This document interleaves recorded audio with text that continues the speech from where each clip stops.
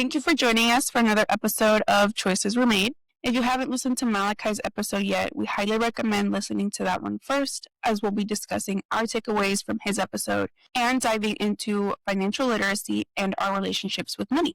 Don't forget to follow and give us a 5-star review. So let's get into it. I'm really thankful to Malachi for coming on and being our first guest and talking to us. I think when we were talking to him in the interview, I felt like our lives are just so polar opposites that I think at times I was just looking at him like I don't even comprehend what you're saying, because it's like going way over my head that anyone could have this life where you just are in sync with your family, you just get along, they support your goals, they're with you. I think that I'm not a very big believer in coincidences or spirits or religion or things like that. Like, I think that my belief in life is that you go out there and if you do what you have to do and you work hard, you're going to create the good things that happen in your life, and all of us come with baggage and things that we need to get through. But I think that day when we talked to Malachi, it was like a signal from the universe. And I hate to say that because I'm not a believer. So saying that I don't even believe it myself. But I think that he was exactly what we needed to hear in the exact moment we needed to hear it. Yeah, I definitely agree. I feel like I don't really believe in, like, there's this plan and you just need to keep going. Yeah, this plan is set out for you, and at the end of the day, you're going to get where you have to go. Like, I don't really believe that. And it's really hard for me to believe that everything is going to be okay. But after Malachi's episode and listening to his story of how his parents raised him to be this amazing person and raised both him and his brother to be so involved in sports and have a healthy lifestyle, and to be able to share these moments with his parents of just so much happiness, really showed me that it's attainable. And hearing it in that moment when we were going through personal things in our lives, it really, really showed me that you can create the life that you want, and you can create a life not just for yourself, but for your kids, that then your kids are going to be able to show their kids an even better life. And I used to never really believe that, because I could never get out of this mentality of, I've been like this way for so long that it's never going to change. Yeah. And I'm just so accustomed to this kind of life that I don't even want to see what life would be like if it were to be better. But hearing Malachi and hearing how at 18 years old, how mature he is and how his parents were so influential in his life really changed my perspective. And I think the thing that really got to me the most was hearing that his family came from family that wasn't the best. His parents went through a lot of trauma, right? And so them making the decision, this ends here, and ending that cycle with them and just saying, like, I do not want this for my kids, and I am going to make sure that they have a better life than I do. And them doing it, actually doing it, people who aren't behind our decision to have a better life for our kids, they don't have a place in their life. And I think that hearing him is like, this is attainable if you're willing to do the hard and uncomfortable things of setting boundaries and really being firm about what you want for your life and putting yourself first, because I can only imagine how hard that was to set those boundaries and say no, and how scary it must have been to start cutting people out of your life because you wanted a better life for your kids. Like, I can't even imagine how difficult that is, but it's possible. If you really want it, it's possible. And I think that seeing Malachi and being like, yes, this is what I want for my kids. This is what I want for my life. And I can do it if I just keep going and putting myself in uncomfortable situations and standing up for myself more than anything. Hearing him talk about his family and hearing him talk about his parents and seeing who he is today really, in my mind, was kind of like a parallel universe where we could see into the future of what hopefully our kids one day will say about us. Just from hearing Malachi's episode, I really hear how appreciative he is and how grateful he is for the life that his parents gave him, and acknowledging that it's really hard work. Yeah. Acknowledging that having working parents and having parents that didn't grow up the best way and really were intentional about changing that was very reassuring to hear. Sometimes I do think, why am I going through all this trouble to change who I am if one day my kids aren't even going to really understand everything that I went to get here. If you just show them that you as a person are so different than your family, I feel like that is what the end goal is. Like having our kids see the difference and hearing stories from our childhood, hearing stories from our lives as adults, and hearing how difficult it is going through all this. I feel like that kind of showed me the parallel universe of what our kids are going to be later on. Yeah, and I think that I cannot stop repeating, like, that is just exactly what we needed in the exact moment, because the day before, our family had expressed to us that they didn't agree with us doing the podcast, and that they don't want us to do the podcast. And that was really hard to hear, because I think that we're still trying to navigate our life between doing what we love, but then not wanting to hurt anyone. And I think that feeling like I'm not doing this to hurt anyone, and I don't think I'm hurting anyone, but knowing that they're uncomfortable with us doing this, it put us in a really weird place. And like having Malachi here the next day and hearing him talk to us about how his parents support him in everything that he does, and they're always there. And that when he started doing this bodybuilding, his dad got into it, started researching for him, started just getting so involved with, like, yes, you have a goal and we're going to help you get there. Or his mom being like, you have a goal and I know that it's hard, but just keep going. Don't cheat.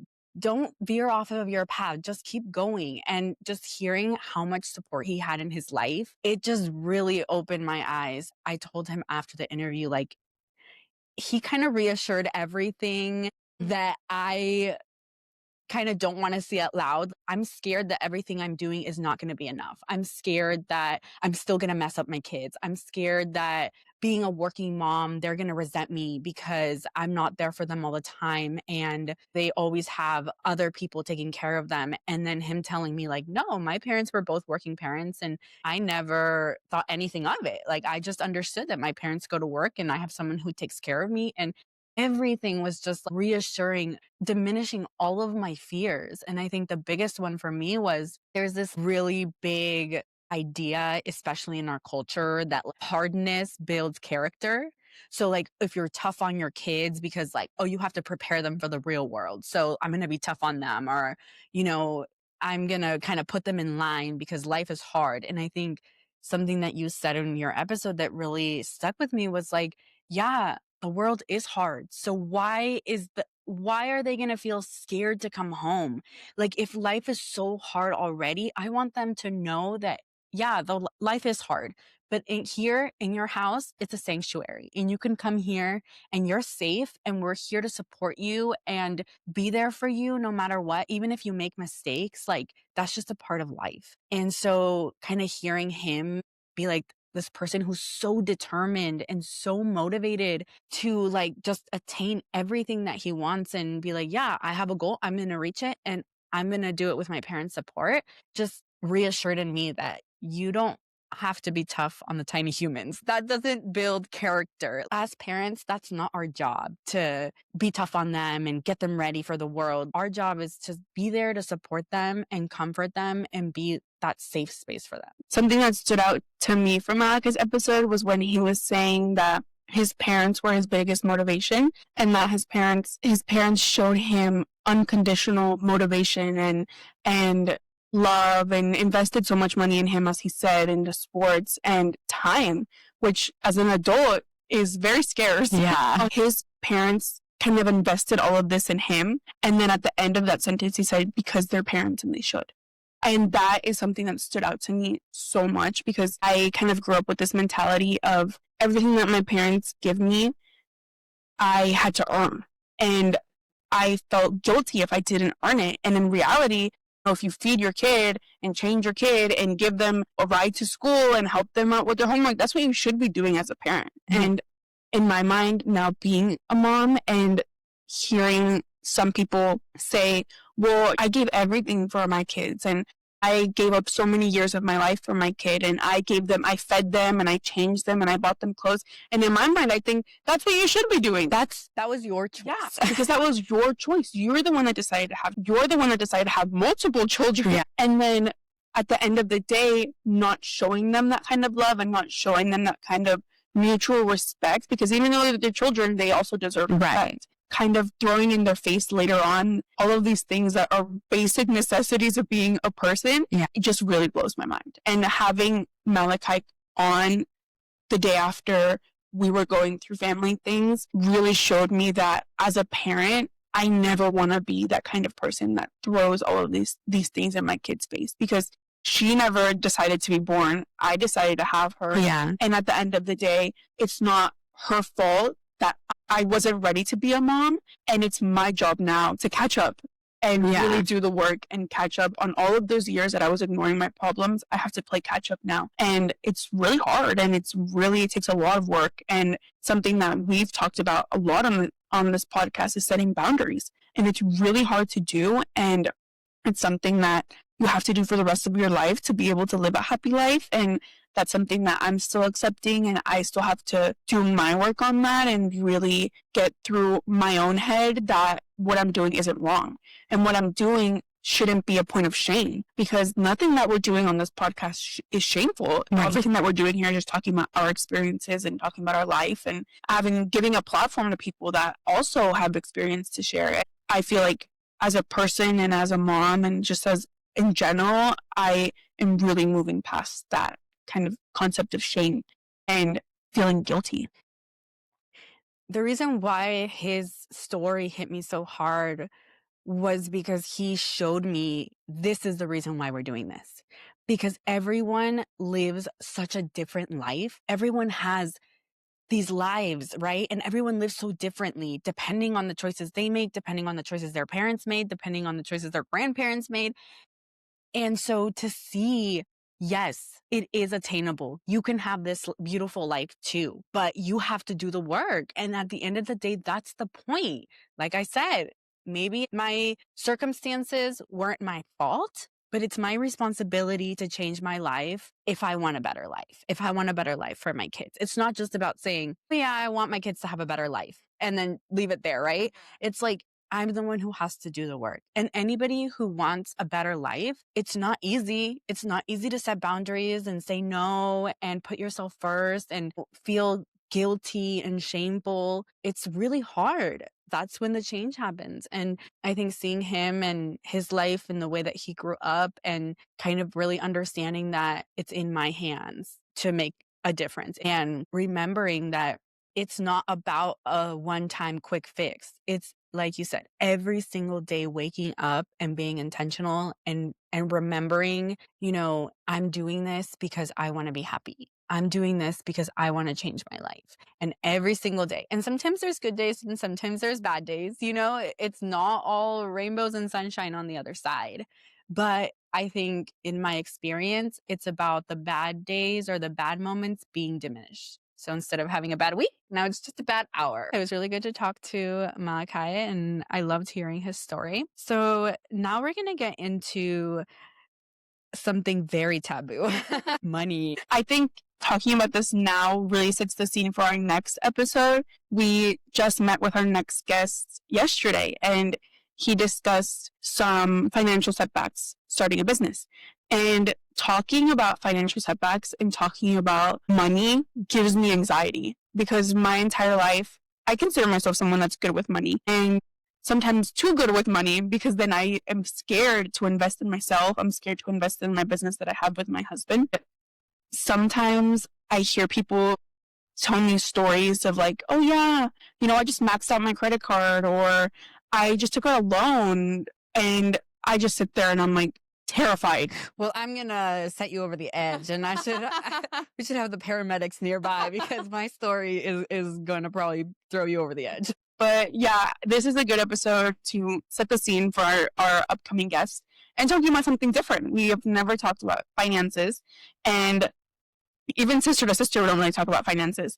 But on this podcast, a really big theme that we want to discuss is finances. And we've had some joint financial setbacks on that investment that we'll get into later. But this is something that in our culture is not discussed, and it's not appropriate. I mean, I would love to get your opinion on this, because I don't know if it's a cultural thing. I kind of feel like in my experience in America, it's inappropriate. But in Mexico, it seems like people just don't care. Because if I can think of the two top things that are inappropriate to talk about are politics and finances. I feel that very much in our family. But when I go over to my husband's family's house, like they're talking about money and how much things cost them and how much they pay for their car and all of this stuff. And they'll talk about who they voted for. And I just, when I hear these conversations, it makes me uncomfortable because I grew up with an understanding that talking about who you vote for is the most taboo, right? But when I talked to my husband about it, he grew up in Mexico. He's like, no, people in Mexico talk about who they voted for all the time. Like, it's not a secret. And I'm like, really? Because here people don't ever talk about those things. And same with money. Like, but it's also must be different like between families because I know in our house, we never talk about money at all. Like how much it never ask someone, how much did something cost or how much do you pay for that? Nothing. But I feel like in my husband's family, they're so much more open and there's so much more like, it's just normal. It's just a part of the conversation. And I know that there are times they'll ask me things and I don't think that they're doing it like maliciously or anything like that. It's just for them, it's normal. And it makes me uncomfortable because I grew up in a world where you don't talk about those things. So I get so nervous and I don't know why. Like they're not asking me anything like out of this world, right? Yeah. And that's so funny because when my husband started kind of integrating him more into the family, before we got married, I had to have that conversation with him because he asked someone about how much they report on their taxes. And I told him, you don't ask that. That is a very inappropriate question to ask. And then he was like, why is that inappropriate? And I said, because it's about money. That's not something appropriate to discuss. And he was like, okay. Next family party, he asked someone who they voted for. And I told him, that is not an appropriate thing to ask. You don't ask that. And then he's like, well, what can I talk about? Nothing. And I said nothing. And it's so interesting to see the difference in families because also my husband's family, they're very open. They talk about finances and politics and everything like that. And it's very just normal. It's not a cause for fights or cause for discussion. It's just, and in our family, we have very differing political views and different financial situations. That's where the uncomfortableness comes from. Because we grew up in a family, I would say pretty apolitical. We didn't really talk about politics. Right. It wasn't really a big part of our family. And our parents aren't super into politics. I feel like none of us grew up very into politics. As we got older, we kind of started maybe doing our own research, but we didn't really grow up in that. And the same with finances. Didn't grow up thinking about finances at all. And it's a privilege because we didn't grow up in a family where we had to worry about finances or if we were going to get evicted or if we weren't going to have food. Like, that was never really a cause for concern. My only financial literacy was like, oh, my dad gave me money. I'm going to go to the mall. Yeah. And that was pretty much it. And as you get older, I feel in our family, we all have very different financial literacy now where it deems it inappropriate to talk about at family parties. Well, also, we all have very extremely different relationships with money. What we do with our money, the things we choose to spend our money on are very different. We grew up extremely privileged. My first car was a BMW when I was 16 years old. And our parents, they struggled financially, but that was before our time. Like that was, I think, before we were old enough to notice. But I do know that they also, when they were bringing up their company, they had financial struggles. But I wouldn't say I was ever aware of it because that was way before we were old enough to know. But I agree. My relationship with money was that I never needed it because my parents always provided everything for us. And then, like you said, we started working my first job at 15 and a half. When like literally the day I was legally old enough to have a job, I had my first job. And so I would go to work, but like I didn't have a responsibility to pay for anything. All that money was mine. I was able to do whatever I wanted with it. My parents never asked me for anything. I never had a positive relationship with money. It was just money's here, money's gone. Money's here, money's gone. Yeah, I kind of feel the opposite. I, from a young age, was that kind of person that would just accumulate money. And I would just kind of leave it in a box and just leave it there. I wouldn't really touch it or spend it or anything. What box? It's gone now, don't worry. But even to this day, I have this mentality of if my dad gives me a little bit of money, I classify it as dad money. And then I have my own personal money. Yeah. And I've had that mentality forever. So when I started working at 16, all of that money, I would just put it into a savings account, and I would only take out money for gas and to pay for my car insurance, but I didn't have any other bills besides that. So all of that money, I was just saving it. And I saved that money from when I was 16 until I was 19 and moved to Europe. Wow. I had that money just sitting there. And for me, I kind of act like it's not there. Yeah. And that's my financial literacy, is just act like it's not there. Yeah. Like act like you don't even have it. It's kind of like under the mattress money. Yeah, exactly. And that's to this day how my husband and I do our finances, because we have a very clear goal in mind that we want to buy a house. And in this economy, it's really hard out there. So we have this mentality of any extra money we have at the end of the month, we put it into a high yield savings account and we act like it's not there. To this day, that's helped me in my financial literacy, but it kind of leads to this feeling of, then I spend money and I feel guilty. You feel guilty. That's when I think I have a good relationship with money, but sometimes it's too good, because then I spend a little something and I feel guilty, or my husband will want to invest in our business and then I feel anxiety because we're spending all this money and it's on tools. So I don't reap the benefit of spending that money. And now my car's paid off, so I don't have a car payment. My husband has 2 car payments, so I kind of live life with really no big bills except for my husband's things that he buys for the business. And now every time I spend money, I feel anxious. And now my husband telling me, money it's going to be gone forever. Like, you can earn more money. But then I don't want to go into that mentality of, well, I'm just going to spend it all because I can earn more later. Yeah. And it's kind of juggling those two worlds. Why do you think that you grew up like that?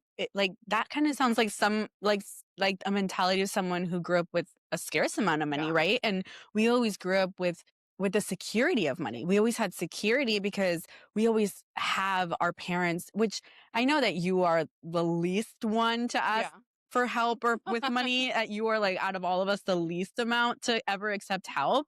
But probably at the end of the day that no matter what happens, you have someone who's going to help you. But why do you think you have so much anxiety around money? I had my job in high school, and back then, I hated where we lived. I was that typical kid, like, I'm going to move away and I'm never going to come back. So for me, at that moment, I thought, I'm going to save all this money so one day I can just move away. And then obviously COVID happened after high school, so I had to stay.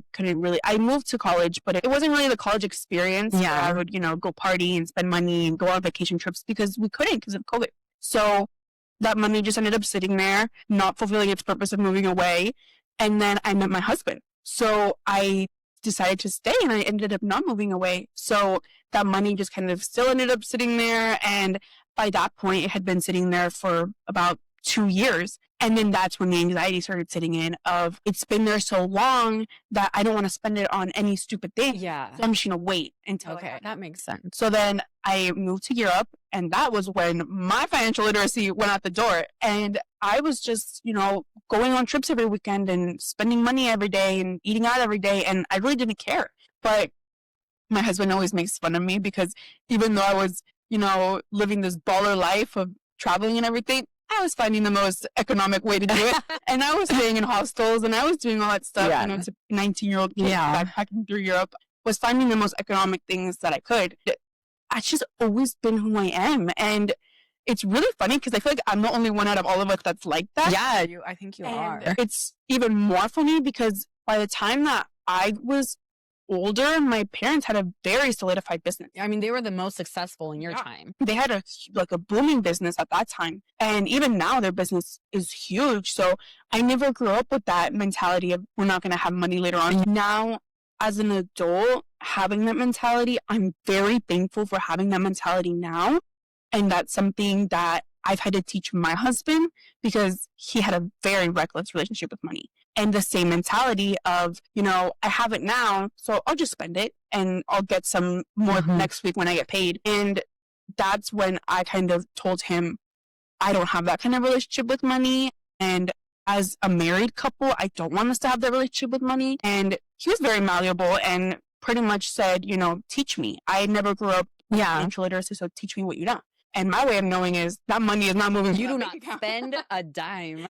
And then that's when we really started budgeting. And I downloaded a budgeting app and put all of our bank account information into it. And it shows us exactly what we spend every month, exactly what goes in and what goes out. Do you get frustrated with your husband when he spends kind of out of the budget or on things that you guys didn't agree on spending money on? I obviously do get frustrated at the beginning because we've only been married a year. We haven't really been married that long. So this was something that became a topic of conversation after we had our daughter, because while having our daughter, we were spending a lot of our money on eating out, which goes to our other a bad relationship with food. So a lot of our money was going to eating out. We were spending like $2,000-$3,000 a month. A month? That obviously is not a sustainable lifestyle. And a big portion of his check was going to food. At that point, we weren't really making that much money because my husband hadn't really started growing his clientele. I believe I was working part-time as an assistant, and basically my job was to fund our eating habits. And now seeing that gives me anxiety because seeing how reckless we were with money at that time was really scary. And then our daughter was born, and that was kind of our wake-up call of, you all need to get your lives together because I have arrived into this world and I'm doing things. So that was really when he started growing his clientele. I started to really budget. And one day we just sat down and I told him, we need to be really transparent with each other because, one, we don't have a lot of money to be just spending on dumb things. And two, we need to talk about your relationship with money. So this was something that we established really early on in our marriage, that we want transparency. Anytime that he's buying something for the business, he'll discuss it with me and we'll see which option is cheaper to buy. Best material, cheapest cost. And that's what we always look for. And on my end, I'm not a really big buyer and spender, so I'll talk to him if I want to buy something. But from very early on, having that transparency, and that has saved us a lot of fights later on in our marriage. That's a good way to approach it. Do you think your fear of money, so have you heard of that theory that stress and anxiety is passed on through DNA? Yeah. Do you think that has to do with maybe the time period our parents were when they were pregnant with you? That could be. For those that are interested, that's called epigenetics. Epigenetics is stress that literally changes your DNA and passes on through future generations. Being an adult and having my mom tell me stories of, you guys thought we were living the best life, but really we were nervous. Having them tell us stories like that really shows me that all of this comes from somewhere. It's not just coming out of nowhere. And that kind of goes to your theme of depression, that it's genetic. Yeah. So maybe you felt things that other people have felt and it changed their DNA. Same thing with money. The stress of money changed my DNA maybe. And that's a really interesting thing to think of. Because I ask because from what I know about this theory is that, for example, like let's say my mom was pregnant with you at a time when they were going through a lot of financial stress. And so all of that worry and anxiety, literally you're born with that in your DNA. And so you could be born like me, born with depression or born with a fear of, I think the theory that I remember from this book that I read called It Didn't Start With You. For example, people who were born to parents who were in the Holocaust. And so they are born, their kids or their grandkids are born with this fear of being tortured. And so they didn't know why they had this fear if they never had anything in their life to indicate that anything like that would ever happen. It's because it's in their DNA. And until you have those conversations with your family or with those conversations, with your grandparents or your parents, you would never know. But if you were to ask, hey, mom, what was going on during the time that you were pregnant with me? And maybe it was during a time when they were going through financial distress. I mean, that's just a theory because I know that that is something that is very new. I've always thought, why am I the only one that lives my life like this? And why am I the only one that carries this anxiety around money? And I'll see like you and our other sister, living your best life and not worried, and our sister doing a weekend trip to go see Bad Bunny. And I'm like, I wish I could be like that. I wish that I could see my life through that lens of I'm not going to let money control me, but I really can't. And it's something that my husband and I literally talked about yesterday because he is getting his green card soon. And we talked about, what do you think of people that go to Mexico during December and go into literal credit card debt Yes. to fund their trip to Mexico? Yes. And I told him I could never envision myself doing that. And they go every year. Every year. And I told him, if we're going to Mexico, we're finding the cheapest time to go. And we're going to be budgeting and we're going to be living our life, not as if we're millionaires, and this is something that thankfully we both very much coincide in. He said, I see it the exact same way, that I don't understand how someone could do that. And I do think that if we didn't have the same relationship with money or same financial literacy, our marriage would not work. Yeah, I think that it's one of the biggest topics of cause of distress in a marriage. I think money. My relationship with money is the polar opposite of you in the worst way. I think that from a young age, I just came to the understanding that I never had to worry about money. So I never did.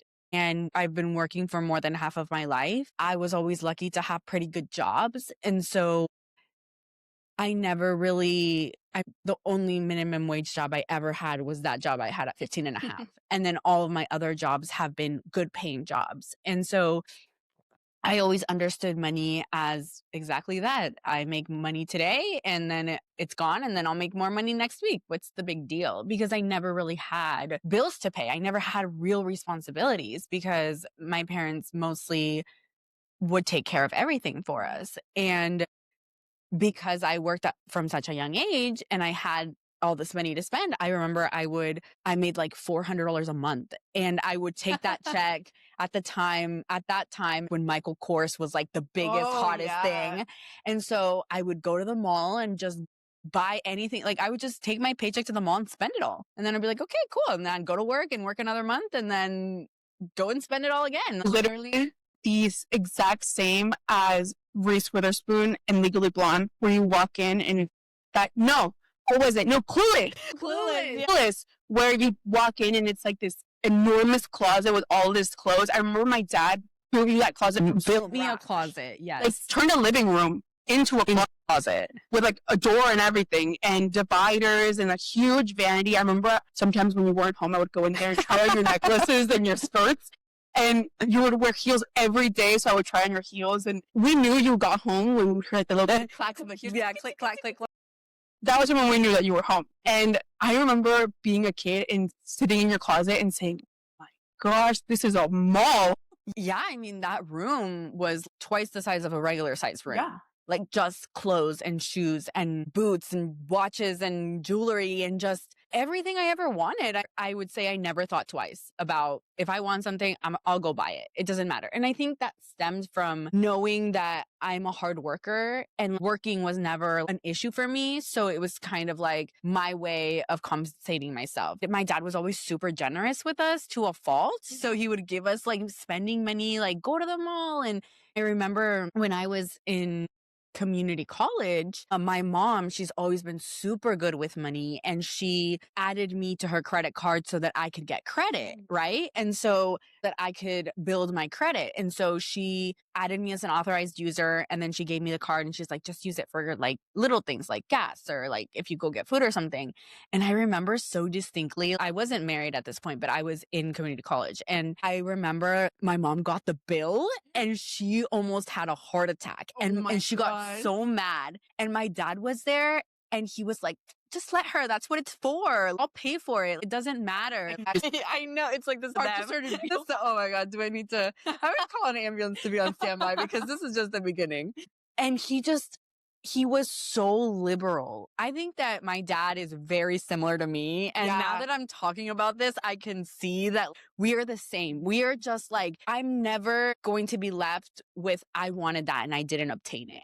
If I want it, I'll figure out a way to pay for it later. But I want it now. Him opening that door for me at a very young age to be like, don't worry about money. I've got you, And it was never in an abusive way. Like I never asked him for money. I never asked him for anything. He always was the one to be like, his love here. It was his love language to give us, go to the mall and go buy yourself something. Or we would say like, oh, what are you doing today? Oh, I'm going to the mall. Oh, here, take some money, buy yourself something. Like that was his way, his love language towards us. So I never had to ask him for anything. He was more than happy to provide for us in that way. But unfortunately, that made me grow up with a very bad relationship with money because when I got married and I was super young, my husband was making like $600 a week and I was making less than that because I was only working part time. When we got married, we moved into a house. And so my parents were helping because I was still in school. So their rule was always, as long as you're in school, we'll help you. So they helped me pay for half of the rent, but we still had utilities, internet, food, all of these things to pay. And so we were already automatically put at a disadvantage because we didn't have enough money to even put a roof over our head. But we didn't understand that. I didn't grow up aware of budgeting or putting money aside or ever being in a situation where I didn't have enough money to pay my bills. And so we just started out our marriage at a disadvantage because all of our money went towards bills. And then we would just use our credit cards for groceries and like when we wanted to like go somewhere or do something. And it was just kind of always like a later problem. And so from when I got married, we've always been in credit card debt, always. And that's something that is so stressful. And it's something that I read in this really good book called Rich Dad, Poor Dad, which is like, if you have a bad relationship with money, there is no money in the world that is ever going to be enough for you. And I feel that because it's always like, oh, when I get a raise or when this happens or when that happens, like I'll pay off my credit card and then it'll be okay. But then if you don't fix your relationship with money, you just max out the credit card again. And so I just remember that my anxiety with money started when my husband and I got married and realized that there isn't enough money coming in and being so prideful that I didn't want to ask for help. I didn't want to ask anybody for help. And so there would be, times where things would happen. We would get like our taxes back or something like that. And we would get this influx of money and we would pay off our credit cards, but then we would just max them out again. And it was so difficult. And I think the reason it was so difficult was because my husband is exactly like me. Like Lord. we are two extremely reckless people with money. Like he grew up in Mexico and his dad worked in the United States. And so his dad would send back money. And so his dad would send them shoes and clothes and everything they ever wanted.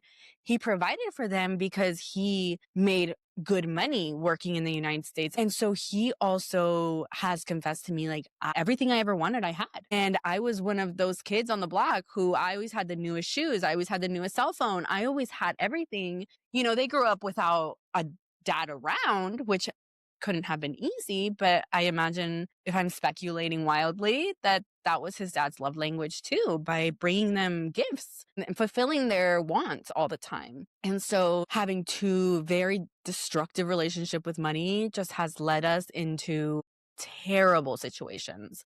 And it has been the reason of a lot of our fights because I think we're both for a long time unwilling to change. And so we would just blame each other and just be like, well, you're the one who's spending money recklessly. And they're like, but you're the one who's spending money recklessly. And we've always been lucky to have pretty good jobs, which I think just makes it worse, honestly. So now that we're a little bit older, and there was really only like a small time, I think, right before my son was born, where everything was perfect. Like we were funding our life and we were both making good money and we weren't worried about money because we were two just people, no kids. We were what's that word called? Dinks. We were dinks. We were double income, no kids. And so for that small period of time, it just fueled us to be more reckless because now we have money and we have nothing to spend it on. So literally we are like, money is burning a hole in my pocket. I cannot be in my pocket. At that time, we were still living in my happy house and we were paying like very little money. And my dad helped us convert the garage into an apartment. And so basically we were living for free because with the rent of the apartment, it was like the same as our mortgage. So we weren't really that worried at all. But then we moved into a bigger house because my husband has a construction business. So he had a lot of trucks and equipment and tools. And we lived, in just a regular neighborhood, and we would get the cops called on us all the time for having our work trucks parked in the street. And so, I talked to my dad and he agreed to help us, to lend us some money to buy a bigger house so that we could store all of his work stuff. And so we moved to a bigger house, and that's when everything just, like, I've never recovered from that. I have never recovered from that feeling of waking up and being so scared that I'm gonna lose everything. And because the house that we bought was like, our mortgage payment was almost 3 times the amount of money we were paying on our other house. And so, because my husband and I have always had separate finances, because I don't like people telling me what to do, so I don't tell him what to do, right? So I'm like, if I don't want him to tell me how to spend my money, I can't tell him how to spend his money. So we've always had separate finances, like completely separate. Like, we talk about the bills that need to be paid. He pays for most of them, and then I pay for the ones that I can pay for because he has a higher income. So he pays for a bigger percentage of the bills. But we never talk about, like, I don't know how much money he makes. He doesn't know how much money I make. We live completely separate financial lives. We don't talk about it. And I think that is my root of anxiety, because he is so assured that he can pay all these bills, or when he wants to buy something, like he bought a truck that cost as much as a mortgage payment, and I almost lost it. And he was like, it's okay, I can pay for it. And I don't know if that's true or not. Yeah. So that gives me anxiety. It gives me anxiety because I don't know. Yes, this is how much money he makes. This is how much bills he has. So I know that he has a cushion and he's going to be okay. And that's just the way that we've always lived our life. And recently we tried to get a joint checking account and we failed miserably. Like, we aborted that mission so fast because I think that's not the type of relationship we have. And I think that recently he always is the one who has to push me, in his words, to live a little. But I think that as I've gotten a little bit older, and now that we've had these things happen to us, I'm a lot more cautious, not about money, but about the future. Because I think he has the mentality that, why am I going to save for retirement? What if I die tomorrow? And I'm like, exactly. What if you die tomorrow and I'm left with this huge mortgage and all these debts and these kids? And like, what am I supposed to do? You know? So I think that recently I've been really trying to instill in him, like, no, we need to invest, we need to save, we need to do all these things, because we can't just be living carelessly anymore. We have kids, we have people who depend on us. And I think it just goes back to like our theme. Like, if we don't show them a good relationship with money, they're going to grow up having a bad relationship with. My mind Are you still alive? mind is blown all over this room. I have so many questions. I forgot my first question, how many questions I have, but that's so interesting to hear, because in my mind, I never even thought it was an option to get married and have separate finances. I never even thought that was an option until I started listening to Financial Audit, and I would hear people that would go on and had separate finances. But on my mind, it was like, okay, you get married and merge your finances, you know? That is, It's wild. I am at a loss for words of what I just heard. But my first question is, when you got married, did you ever talk about finances? No, we never talked about anything. No.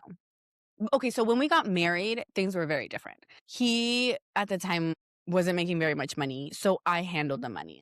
Our money would be deposited into account, and I would pay the bills. So joint, basically. So it was joint at the beginning because we didn't have much money to begin with. Yes. So we needed to make sure that like the bills were paid. And then I think that's kind of where this bad trend stems from, because we would max out our credit card. Okay, so this is another really bad habit I have, that if there's anyone out there listening, please stop this, because I do it and it's diabolical, where I would max out my credit cards and then I would get paid. And then I would use my entire paycheck to pay my credit card. And then I would be left with no money. So then I have to use my credit card, right? Do you understand what I'm saying? So then I just kept getting into more debt.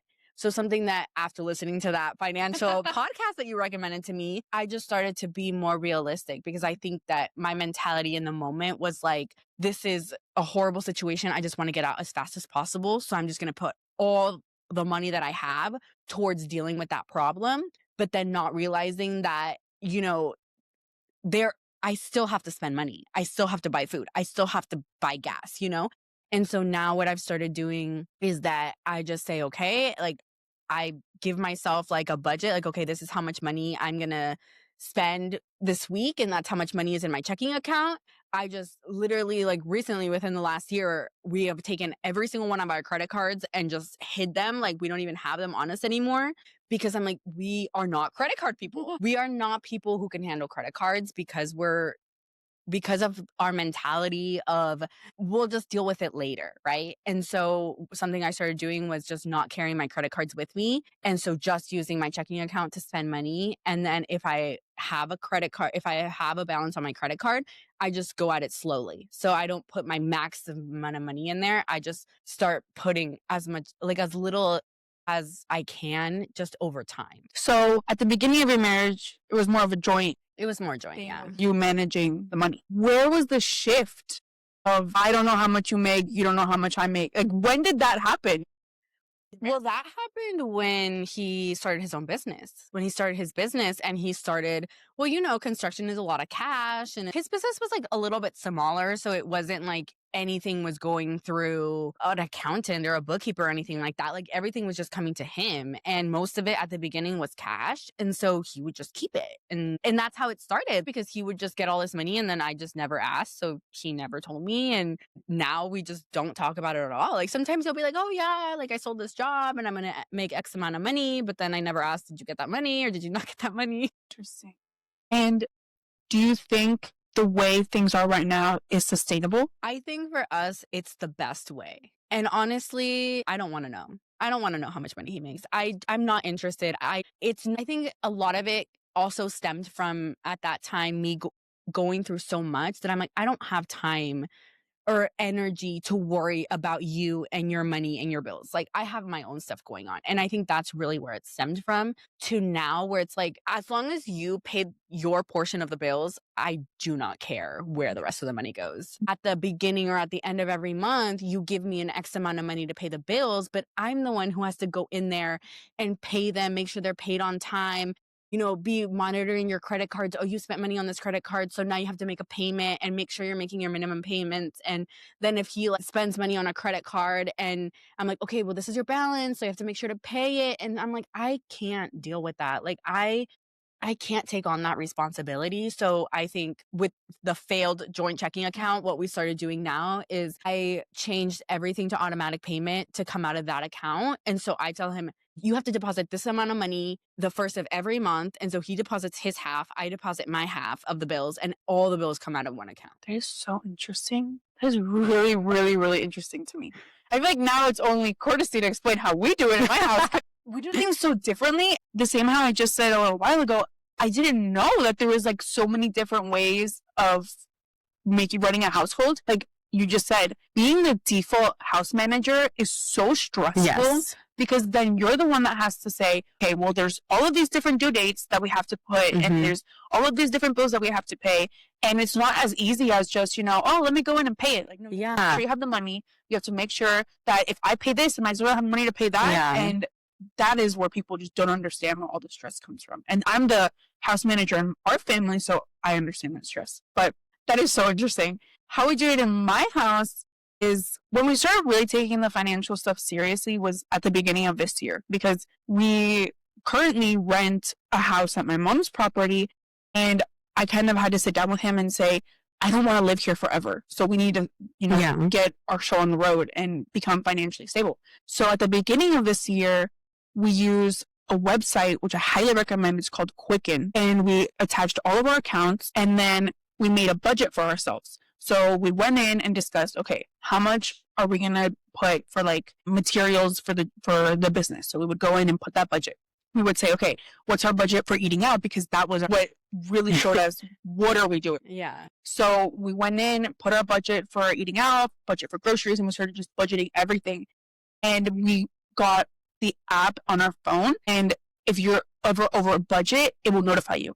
So we both got a notification if we went over budget. We would go in, okay, who went over the budget? And go see everything that we spent and say, okay, next month we have to refine this and budget better on this. And that's how we started. At that point, we each still had our own accounts still. He still had his own checking. I had my own checking. He, in reality, didn't know how much money I had in my account because I still had money from when I worked as an assistant.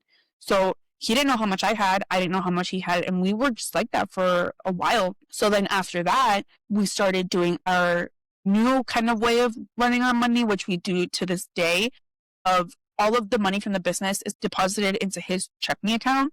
And then he transfers that money into our joint savings account. And then from that joint savings account, I'm the one that does the paying the bills and doing like the savings account. We opened a high yield savings account. So anything that's left after paying credit cards, after paying bills, and at the end of the month, I just put it all into a high yield savings account. And that's how we've been doing it forever. So I know exactly all the numbers, and we sit down every Sunday. We go through the numbers. We go through Quicken. We go through what is in our account, is that we might have like foreseeable expenses. Like his immigration case was super expensive, so we had to budget that in. And that's how we've been doing it. He never really grew up in a really financial stable environment, and then moving to the United States and earning dollars to someone who only ever earned pesos in Mexico was huge. Yeah. For him, that was like life-changing. And at that point was when he was drinking a lot, so he would spend all of his entire paycheck would go to buy alcohol. Yeah. All paycheck. I mean, how many like people do we know who they get their check on Friday and they literally spend their entire paycheck just on the weekend? Yeah. And then on Monday, they wake up and they have no money left. Yeah. And that was my husband. Like, that is how he lived his life for a really long time. And me being the person that I am, I told him from the very beginning, I cannot be with someone who's an alcoholic, and 2, cannot be with someone that doesn't have a good relationship with money.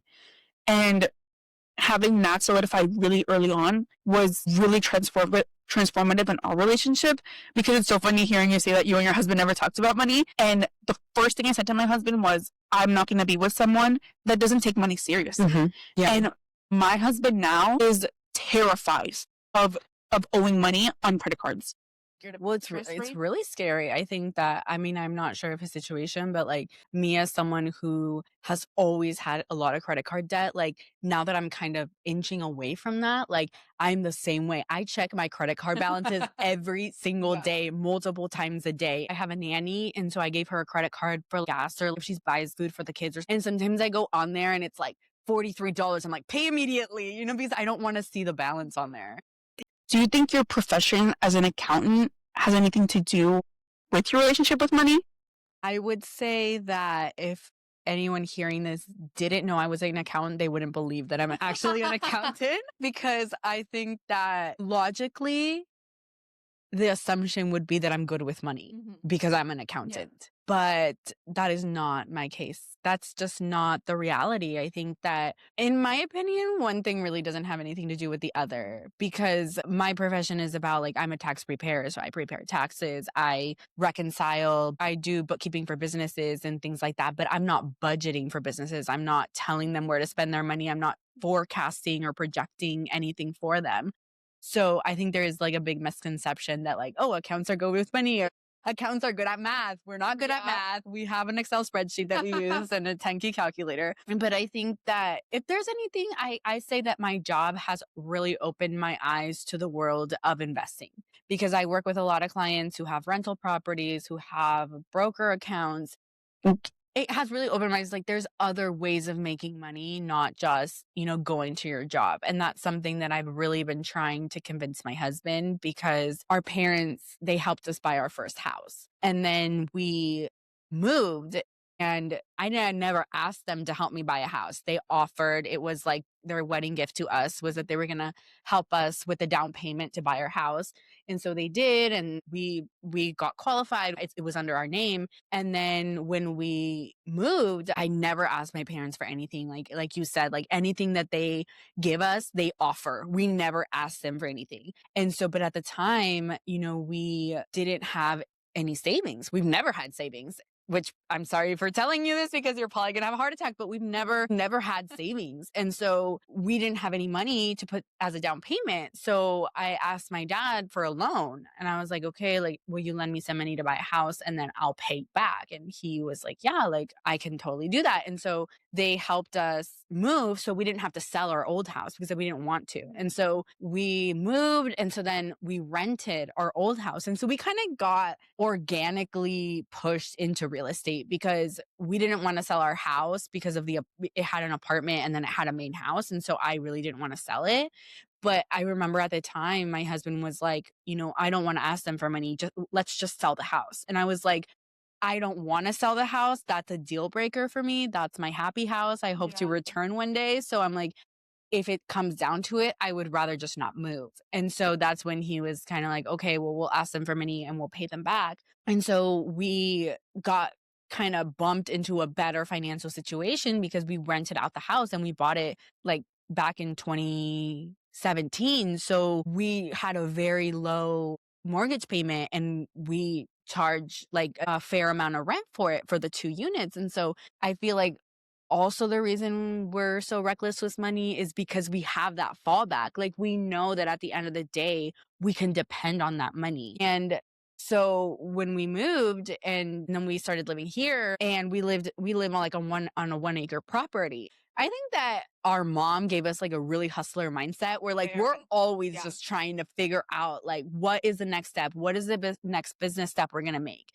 And so when I moved to this house, it's on 1 acre, and so I thought like, oh, let's build some duplex or like another house in the back area, and then we can rent it out, and that way we're not so stressed out about the mortgage payment. And so we kind of were thinking about going back and forth with that, and then at the end we decided to just buy a rental house because my husband didn't want to build something from scratch because construction is very expensive and time consuming. He's like, so I think it would be better if we just buy a rental house. And I was like, I don't think that's a good idea because if you factor in like the down payment plus the monthly payment, it's really hard to break even with something like that. But I think after reading a lot of books and just kind of being exposed to the financial world through my job, I decided to kind of go for it. So we ended up refinancing our current house because my parents, we had an issue which we might get into in a different episode, but when we were buying the ranch that we live on, the guy who was helping me, he made a mistake when he was qualifying us. And so he qualified us for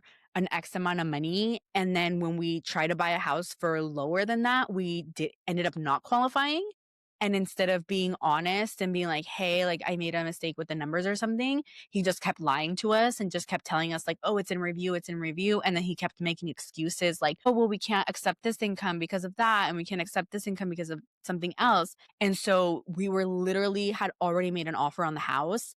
And we found out that we didn't actually qualify. And so I was so grateful at the time that my parents like really stepped up because at the time I was nervous because they had already put down a deposit on the house because our offer was already accepted. And so I was losing my mind thinking that they were going to lose their money. And so then my mom, she like, I had told her about it. And I was like, I think the best thing to do would just be to just pull out of the offer and just get our money back. And she was like, no, because she came to look at the house with me and she really liked it. And she was like, no, like, it's okay. Like, we don't have any plans to buy anything soon. So we'll just co sign for you. And so I was really grateful to them. They got me out of a really bad Yeah. situation, because I didn't know what to do at that moment. Like, we were still like so young. We had no idea what we were doing. I was so scared that I was just like making the wrong decision. And so my parents like having their support and just be like, no, like we'll help you. Don't worry about it. And so then they ended up having to co-sign for us. So then we had to refinance to get them off of the loan so that it could get off of their credit. And so then when we refinanced, we pulled some money out of the equity to give as a down payment to buy another rental property. And so we took money out of the house and we had a little bit of money to buy a rental house. I've been really trying to get us into like investing into properties and things like that, but it's really scary because I don't know if I'm going in the right path. I don't know if this is going to work out for us. Like I have a vision, I have a plan, but things go wrong all the time. And so it's really scary. Yeah. I mean, that terrifies me just listening to all that because I'm very much like your husband. I feel like I'm very investing adverse because I just see so many ways that it could fail that I cannot feel comfortable. But I feel like he's a skeptic. He's just so skeptical. Speaks my language. And I think that after we got defrauded, Ooh, we'll get into that. things really took a turn because I think that he was already so skeptical and then that happened. So he kind of used that to be like, see, this is why we shouldn't invest because you never know. And I'm like, exactly. And I think that the number one thing I learned was that investments are not guaranteed. And if anyone is guaranteeing you success, it's fraud. It's fraud. It's a scam. And that's what I was trying to kind of get him to understand. Like, yeah, what if we buy this rental house and things don't work out the way we want them to? If we never take the risk, we're never going to know. And what if things go right? What if things go right and my plan ends up working? Then we're going to be in a really good situation. But it's funny how like he's such a skeptic about investing. But then when it comes to like, we just went to Paris, and it has always been my dream to go to Paris and to go shopping, because I am someone who isn't a big traveler. I don't really like to travel, but I love designer things. If I had a choice between traveling and buying a designer item, I'll buy a designer item. I don't need to go anywhere. Wear it in my living room or something, And so had always been my dream to go to Paris and to just go and shop and buy everything that my heart desires without thinking twice. And so this year I had the opportunity to go, and I had some money saved up specifically for spending. And we get there, and my husband also really is into designer stuff, but he went set and convinced that he wasn't going to buy anything. And so we went, and I had allocated 2 out of the 5 days to go shopping. And so I get there, and I'm living my best life, going into Fendi and Prada, Louis Vuitton, Dior, and just going in there and be like, I want that. I worked really hard for that money. Like, I worked really hard to save that money, and for that specific reason, because that was my dream to do that. And I had an X amount of money set aside for that. And so I would go into the stores, and after like the third store, he's like, are you seriously going to spend all your money here? And I'm like, yes, I said I was going to do it, so I'm going to do it. And I think that after he saw that I was just in that moment so fearless and just so determined for that experience, then he started to kind of like be like, you're right. Like, we're in Paris. Let's just go shopping. And it was a beautiful experience. And to a lot of people that might sound like, and I get these comments a lot, like, oh, why do you spend money on that stuff? It's a waste of money. Like, it's not going to serve you any purpose, and you're just throwing money down the toilet. And maybe it is. I don't look at it with the eyes of like, maybe this purse will appreciate in value, or maybe this. I don't do it for that reason. I do it because it's something that I enjoy, and it's something that gives me so much happiness. I think 2 years ago, I saw this purse that I really loved at Dior, and I saw it, and I was like, I'm going to save money and I'm going to buy that bag because I've never seen something so beautiful. And he ended up having a really good year, and he bought it for me for my birthday, and I keep it in a plastic box. I don't even let air into that bag. And I remember when I went to have my surgery over the summer, and I left the bag with you because I was scared. And I told you, I was like, here are my top 3 bags. They need to be air conditioned. Do not take them out of the box. And he always tells me when we go places like, oh, you should use your Dior bag. I'm like, that's not a bag. It's art. That to me is art. It's a piece of art that I like to look at. Do not touch it. Do not look at it for too long. Do not exposed to air. But those are the things that bring me happiness. And I think that that's the thing about life. I say that you are like really good about your boundaries, because I think that like I get peer pressured a lot into doing things, even though like, let's say I have a goal and I don't have money to spend on that thing, but then I get peer pressured into like, oh, let's just do it or that. And then I give in, and then I'm paying for it later when like I have to dip into my savings, or I have to dip into like the money I had set aside for something else, But I would say that like we all have the different things that we like to spend our money on. And I think that for me, the reason my husband and I have different finances is because we spend our money on very different things. And I spend my money on these things, and he likes to spend his money on those things. And at the end of the day, the way I think about it is like, well, we both work really hard for our money. I don't feel like I'm anyone to tell him how to spend his money. And I don't think that he is anyone to tell me how to spend my money, because I work really hard for my money. But I see how it can also be difficult, because I think that everything we've accomplished it together. Yeah. So that's where things get hard. Yeah. Well, now that you brought it up, oh Lordy. Probably one of the biggest things that started this podcast was a really bad investment that we made. Well, it was disguised as an investment. Yeah. One in my life is pretty knowledgeable on finances and asked me if I had any sort of life insurance policy. I told that person that my parents had invested into a IUL for me, a life insurance policy. And I, at the time, really didn't think anything of it. I remember when we first opened those accounts, I was probably about 18 years old when my parents opened mine. And my mom told me that she was going to pay the monthly premium until I had my big girl job after college. And then after that, I would pay for it on my own. And at that time, I was 18. I had a meeting with the agent that was selling these policies. And at the time, I didn't really care. I was like, I'm not going to pay for it, so I don't really care. And my mom and dad were really for these policies. And the person who sold them to us, very trusted person in our family. And I really didn't think anything of it. I didn't do the research to know what this policy was. At the time, it was our parents and their business partner. Yeah. And that person who sold them the policy was family member of their business partner. Took my mom's word for it, and she thought it was a really good investment, and they seemed like they were doing pretty well in their lives. So I just thought, who am I to second guess them? So we just went along with it for a really long time. And then that was when I was 18. And then when I was 22, I had my daughter, and I wanted to open a college account for her. So I told the same agent that I wanted to open a college savings account for her. I really wanted to set money aside every month for her college because college is really expensive. So I didn't want to feel the whole pressure at once when we were older. So I wanted to just set aside money every month. And the agent ended up telling me that those weren't a very good investment. The 529 plans weren't a very good investment, that you could end up losing all your money if your kids didn't go to college, and basically just kind of talked me out of getting one of those accounts. And instead of selling me a 529 plan, he sold me another IUL, which was masked as a college plan. So in essence, it's the exact same policy as the one that I had. It was just masked for a younger person, which at the time I really didn't understand. And I didn't know what kind of questions to ask. I didn't know what to look for in the paperwork. So I kind of just went along with it. So at this point, my parents were paying the $150 for my account, and I was paying the $200 for my daughter's account. And that was coming out every single month. And one day, someone close in my life asked me about my financial background and the kind of policies that I had. And I told that person, oh, well, I have an IUL account. And the immediate face that person made, I just thought, oh, I messed up.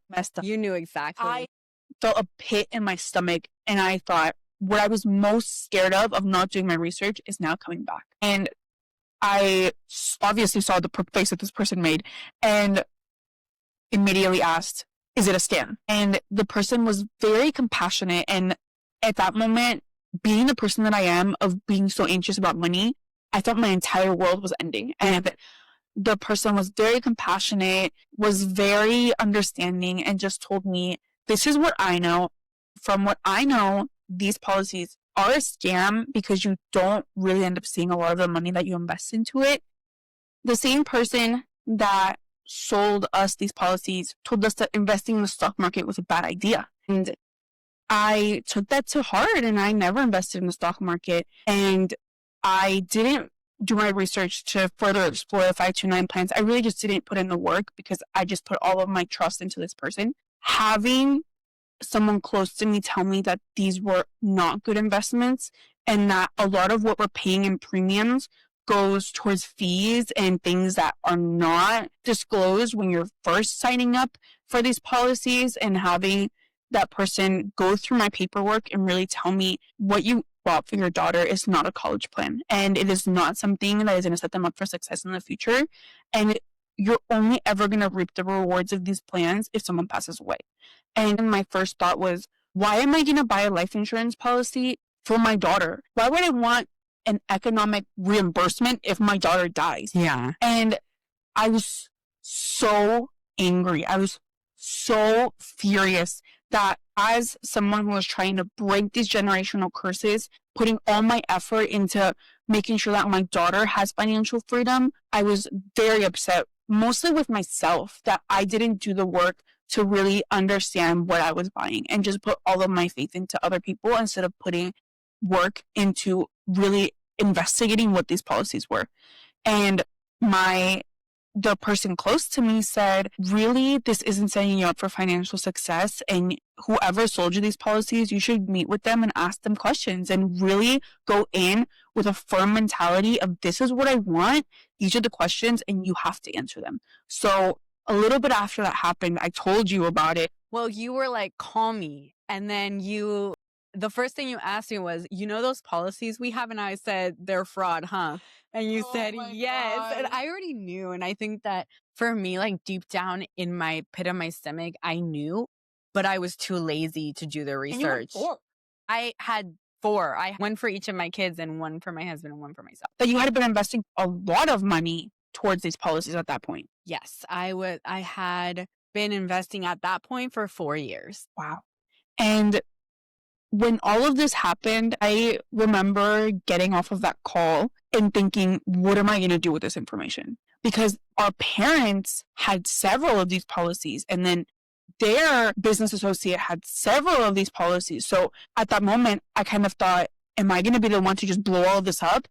And I also thought, what if this other person is trying to scam me? What if this other person is giving me bad information? And these policies really are something that are going to help us. So I remember calling you, telling you all of the information that this person told me. And from that moment on, I could not sleep without knowing every single information that was going on within these policies. So at that moment, it was another moment that I've had in my life of, okay, something has to change. Mm-hmm. So I stopped and I said, no, I'm going to do my own research, look everything up on my own, really try to understand, get different points of views, meet with different financial advisors, and understand as a whole what these IUL policies would offer us and what is a better alternative. And I could not sleep. I was living, breathing, sleeping, learning about these policies. And I remember we met various times over calls talking about these policies. And it was really hard for me to go with my mom to with this information because I didn't know how she was going to react. I didn't know what she was going to think about it. I read everything, went with all this information to my mom, and I told her, I just learned that these policies are a scam and they are not doing what we intended for them to do. And we are not going to get all the payoff that we really think we are. So when I went with her with all this information, at the beginning, she kind of brushed it off and just said, well, I don't really think that's true. I think the person that sold us these policies is very trusting, so I'm just not going to read that much into it.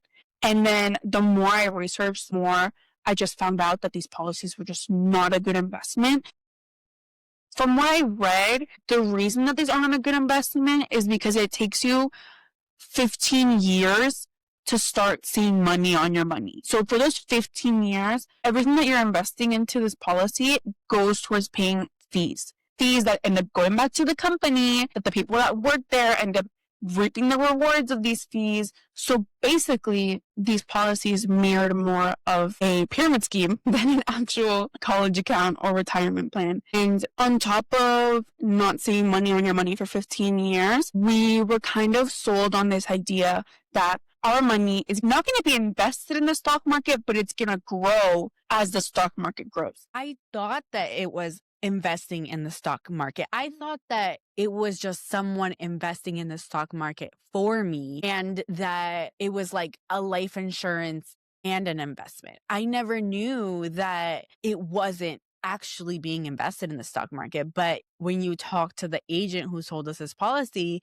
and you asked him, if the money isn't being invested in the stock market, how are you making money to give back to us? And his answer was hilarious. He said, your money is going to mirror the stock market. And then you asked him, but how do you make money to pay me back? And he said, I don't know. That is up to the professional wizards that forecast the stock market. They do their magic. And I was like, that is the scammiest response I've ever heard. Was petrified for this meeting because I'm the one that convinced my husband into getting these policies. So when I went to my husband and said, I'm really sorry, but this is a scam. And he immediately said, okay, I want you to set up a meeting with him and this person speaks Spanish. So my husband was able to communicate with him. And he said, okay, I want you to set up a meeting with this guy. I want to ask him some questions and I want to get to the bottom of these policies. And I feel like the person that we were meeting with felt that my husband was really upset and tried to keep convincing him that these were a sustainable and good financial decision. And my husband, being the person that he is, said, is this or is it not going to help my daughter go to college? And he said, well, that's really not what the policy is for. And then my husband said, did my wife say or not say that what she wanted was a policy for my daughter to be able to go to college without having to worry? And he said, yeah, that's what your wife wanted. And then he said, and then my husband said, okay, then why did you sell us this policy? That is not always going to fulfill what my wife wanted. And all he said was, well, these are a much better investment. I, in that moment, just thought, this is a scam. Yeah. I fell for it. And at that moment, I felt so much shame. I just thought my husband put so much trust in me to open this policy. And I placed so much trust in my parents and just really just went with whatever they said. And obviously, it's not their fault. They didn't know. No, I mean, nobody knew. Yeah, I think no it's one just, it also the added layer is that this is a person who's a family member of someone close to us. So I definitely felt like your husband, like so angry, but I kind of had to contain myself because people around me still had a relationship with this person. And I didn't want to be the one to blow everything up because at the time I still felt like maybe there's something I'm missing. And also the other layer of shame that I had was, okay, now I have to go through this person to cancel my policy. When in reality, that's not how it is. That is how they paint it. That, okay, if you have any problem with your policy, just come talk to me. If you want to change anything, have any questions, just come talk to me. So when I ultimately decided to cancel my daughter's policy, the first thing I thought was, oh my gosh, now I have to go and tell this man, now I have to go and tell this person that I want to cancel it and they're going to be really upset at me. And that was the first thing I thought of. And then I said, actually, let me just look it up online. Maybe I can just cancel it myself. So that was when it kind of opened the door of researching this company, researching that this is literally just a pyramid scheme and all of the money goes back to the company. And at that moment, I had no more shame. And I just thought, I'm done with this. Yeah. So I immediately canceled everything. I ended up only getting $200 back, which was 1 month of my daughter's policy.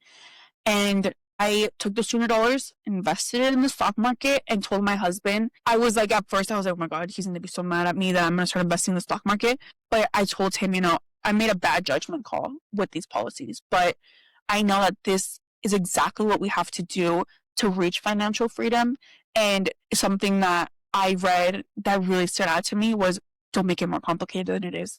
Yeah. If people have been doing this for years, it's because it's working. And people are going to try and brainwash you to make you think like, oh, you're going to lose all your money. But in reality, you're going to win some, you're going to lose some, the same as life. But at the end of the day, this is something that you can control. I can deposit my money every single month, go in, invest on my own, research my own businesses, see what's doing well.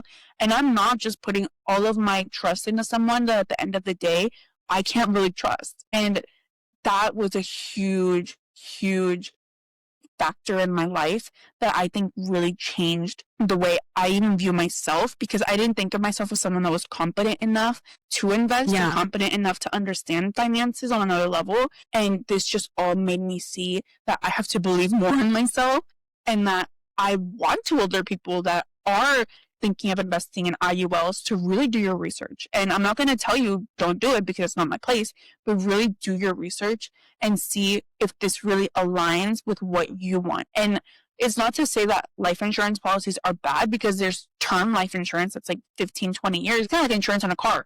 But like, you pay for it. If something happens to you, you need it. But if you're our age, something like that costs you between $50 and $100 a month. How do you compare paying $50 a month for term life insurance to the $200 a month that I was paying for my daughters that I thought was a college plan?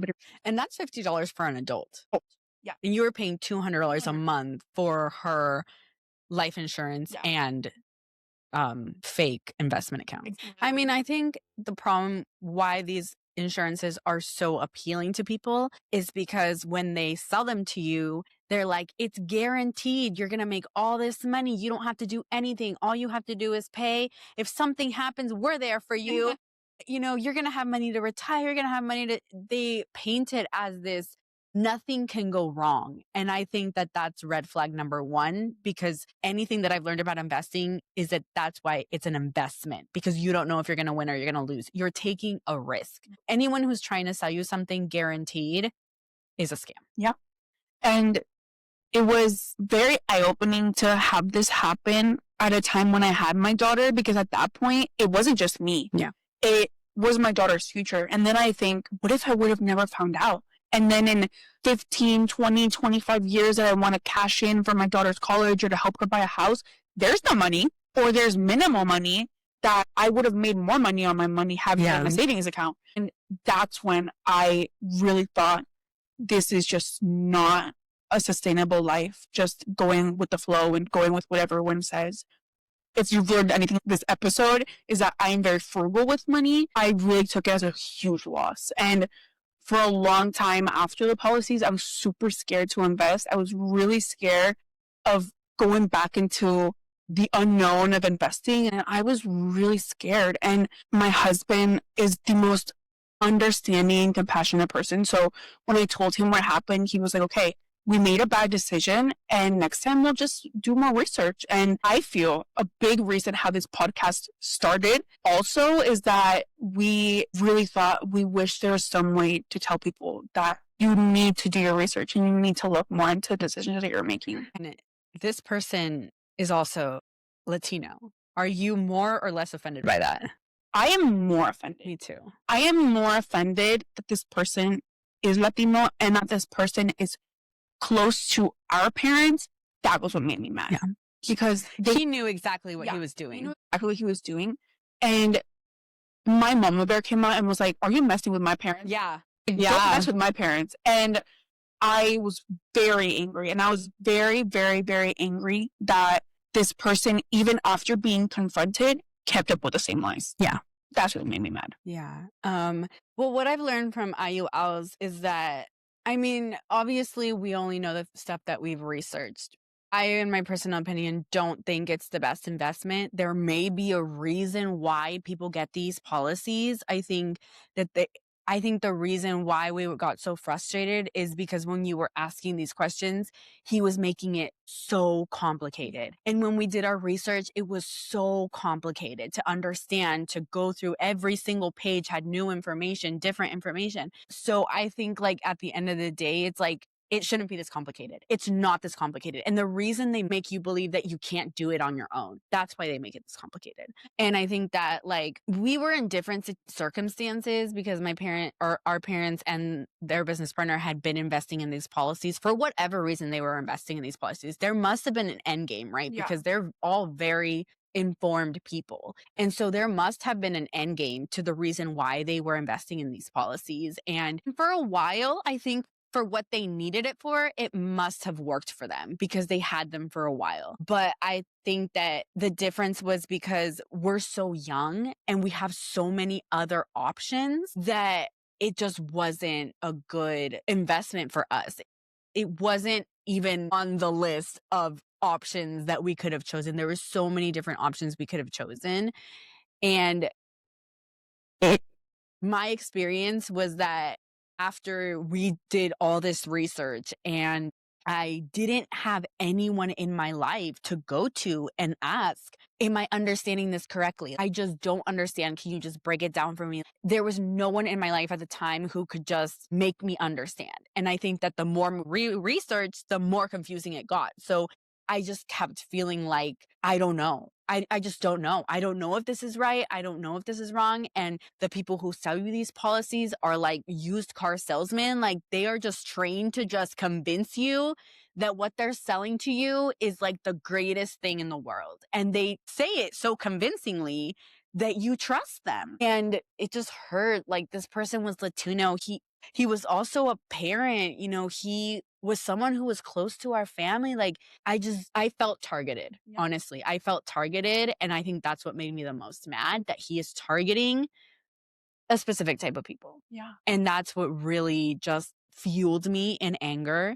And I think for months after we found this out, I refused to close my policy because I refused to admit that I made a mistake and because I knew that right now in the moment, it was only theoretical But once I closed those policies, it was real. That money was really lost. And on top of everything else, what really ended up destroying me was that I recommended the policy to people in my life. And having, to make those phone calls and call them and tell them like, I'm sorry. I'm so sorry, but like, I didn't do my research and now I caused harm to other people. And that is something that I'm going to have to live with for the rest of my life, because I lost my money, my husband's money that we worked so hard for, and 4 years of money that I could have invested for my kids for their college, just lost. And I have so much shame around that, because I'm like, I was in no position to be recommending things that I had no idea what they even were. And I feel so guilty about that still. And luckily, the people, I called them and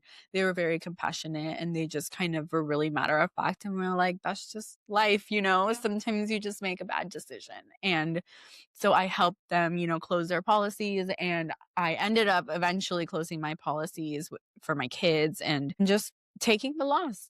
And my husband, if he didn't believe in investing before, he is like so skeptical of the world. But I think what really infuriated me at the end of the day wasn't the money loss. It wasn't the time, whatever. We all make mistakes. We just have to move on with our life. Like you said, like, we made a bad decision. We learned from it. Next time it teaches us there's things that work for some people and things that don't work for other people. So just because it worked for that person doesn't mean it's going to work for us, because we're on different paths. We have different goals. But what really infuriated me was before I had talked to you, I texted the agent who sold me the policy and I was like, hey, I want to close my IULs. Can you please give me information on where to contact them to close it? And he never replied to me. But then to this day, he has never replied to me. And the next day I saw my mom, and she had told me that he called her to try to get her to convince me to not close the policies. And my mom straight up told him, like, if she wants to cancel her policies, she must have a reason why. And that's her decision. Yep. And after that, this agent, I heard from you that he started panicking because everyone around us started closing our policies with him. And to this day, I still think about drafting him an email and sending it to him, because that made me so mad. I was like, how dare you expose my financial decisions to somebody else? Even if it's my mom, I didn't give you the authority to do that.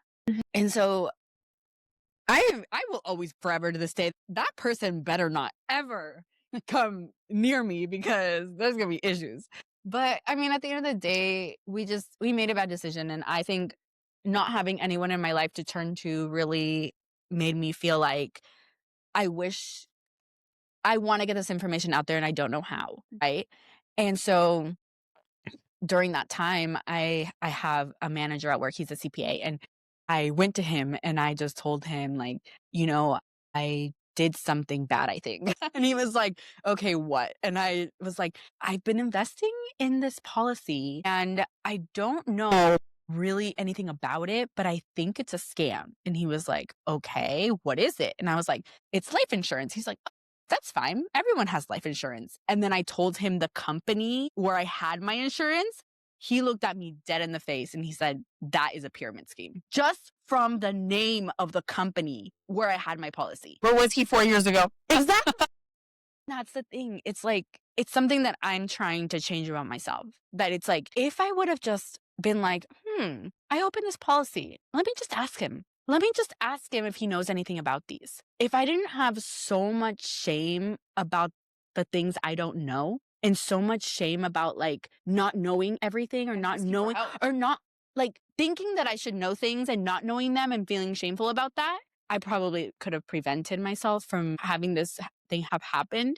But I mean, I can't change the past, but in that moment, he met me with such compassion, and he told me everything he knew about. He told me, I don't know much about those policies, but I do know they're not a good form of investment. Like, he's like, from what the little I know, I could tell you, you need to get out of that immediately. And he's a trusted person. He is a trusted person. He's a CPA. He is at the top of his profession. He knows a lot. And he was so compassionate towards me, and he did his own research to try to help me understand. And the next day, he sent me a bunch of research, broke it down for me, told me, like, these are the things that you should look out for. Because I think the problem was that I didn't want to take my money out, because when you take your money out, you get something called the surrender value. So you only get a percentage, which was 40% of the amount of money I had put into these policies. So I lost 60% of my money just by pulling it out. And so, he gave me all these options, like maybe you can roll it into a different policy that's less bad, that's also bad, but less bad. And I was like, you know what? At the end of the day, I made the decision to just take my money out, get what I could get, and move on with my life, because I didn't want this to hold me back. I didn't want the anger to hold me back. I didn't want the shame to hold me back. I made a decision. I was like, you know what? I made a bad call, and now it's in my hands to educate myself so that next time I can make a better decision. And so I did end up pulling out all of my money, and it was sad to have lost so much money, because we work really hard for our money. And just to know that the person who sold us these policies knew that they were selling us a scam is obviously anger that I have to work through. But after that, I read this really good book on investing. It was a really, really good book. I don't know what it's called, but we'll link it. But it's an amazing book. I think his name is like Tony Robbins or something. He's like like really like a guru, like a finance guru or investing guru or something like that. But he has an amazing book that just breaks it all down for you. Like, if you don't know anything, this book will just help you get started. And I think what I really learned from that book was just like, not to be scared. The stock market has highs and lows. It does not matter who you are. It does not matter if you're Bill Gates. Everyone loses money in the stock market. That's why it's an investment. So I think something that I got away from that book was like, if you don't know where to start, literally just go to any institution like Charles Schwab, Vanguard, Fidelity, Chase Bank, Wells Fargo Bank, any one of those, and just open a broker account. And something that I started doing, and this is not financial advice, this is just what we do. I'm not a professional. But what I do is I just invest in the things that I consume. I invest in Starbucks. I invest in Snapchat. I invest in Amazon. I invest in the things that I consume. And so I just go in there. I transfer some money every month that I set aside in my budget for investing, deposit it into I have Charles Schwab, and I just buy stocks. It's really easy. Just go in there. I can only afford like 1 or 2 stocks at a time. But that's the thing. It accumulates over time. And there's a variety of different ways to invest. I think the good thing about a broker account is that it's your money. You can take it out whenever you want, and you only pay taxes on the money you make. And the stock market goes up and down. And I think if there's anything I took from that book is that if the stock market goes down and your stocks plummet, do not panic. Do not take your money out. Relax. That is just how the stock market works. It goes up and down. There's people in the book, it talks about how, there's people where, they invest in these companies and they plummet, and then 10 years later they start booming, and the people who invested are like millionaires. And it's like, because you have to understand that, the stock market is so up and down. But I think the trick to it is time. That is the trick to all of that. Is the trick to everything. Health and fitness, mental health, investing. It's about time. You just have to wait. Don't freak out. Like, just wait, let it do its thing. Do your research, because like, obviously right now I know stuff. Maybe in 5 years I'll know so much more, and that's just like the way that I do it. And I think after that we kind of did like compiled research. We're like researching like, companies that we could invest in. And then I was telling you, it's like online shopping, but like the good kind of online shopping, because it's like an investment, right? So it's like, I'm getting something out of it, hopefully. And so that's what I do for my kids. And there's a bunch of other, like there's 529 plans for kids for college. And the bad thing about 529s is that they're supposed to be used only for college. That was the old rule. Change the rules now, where when your kid turns 18, if they choose to not go to college, they can roll up to $30,000 into a retirement plan. And the reason why these IULs were so appealing to me as a parent was because I didn't want to confine my child into only having money if they go to college. Now that's why I opened them a brokerage account, because I want them to have money for whatever they want it for buying a house, going to college if they want to go to college, starting a business. I don't want to limit them. And there is Obviously, like other options like the 401ks, like traditional and Roth, which you can also look into. The Roth IRA and the Roth 401ks are after tax. So you invest in it with your after tax money. But then when you retire, you don't have to pay taxes on that money. So it's tax free. You get it all. And then there's the traditional ones where it's before tax. So you get a tax credit. But then when you get the money in the future, you have to pay taxes on it. A quick note on the 529 that I also learned from an older lady that I go to school with. She opened a 529 plan for her kids about 20 years ago. And her son ended up deciding that he didn't want to go to college, but she had already invested above the 30K cap to roll over for a Roth IRA. So she ended up being able to use that own money to fund her master's degree. Yes. So that's also an upside. Yes. So the good thing about the 529s is that they're for education. So they can be for a sibling. They can be for really anyone who I think anyone who wants to use it for education. Yeah. The only limit is that it's only for education. And so, I mean, there's just so much information out there. And I think that agents make it so much more complicated than it needs to be and something that I learned in that book actually is that by law, brokers, like investment brokers, they don't have to have your best interests at heart. Like they are not legally required to look out for your best interests, financial interests. Like there's only a specific type, and I'll have to remember what the book said, but there's like a specific title that you have to get like a credential or something like that from the state. There's only one type of financial advisor that is legally required to have your financial best interest first. Everyone else is just looking out for themselves, and they're not legally required to have your best interest before theirs, which is insane.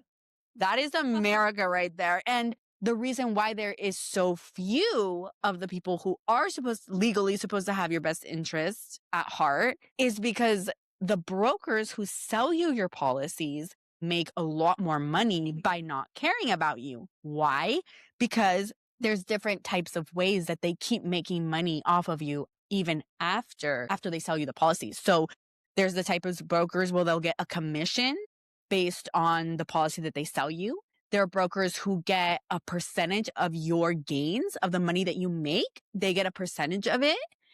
The brokers, they can make money off of just the one time selling you the policy, or they're making money depending on the amount of time that you have the policy. And then there's people who your gains as the owner of the policy are capped.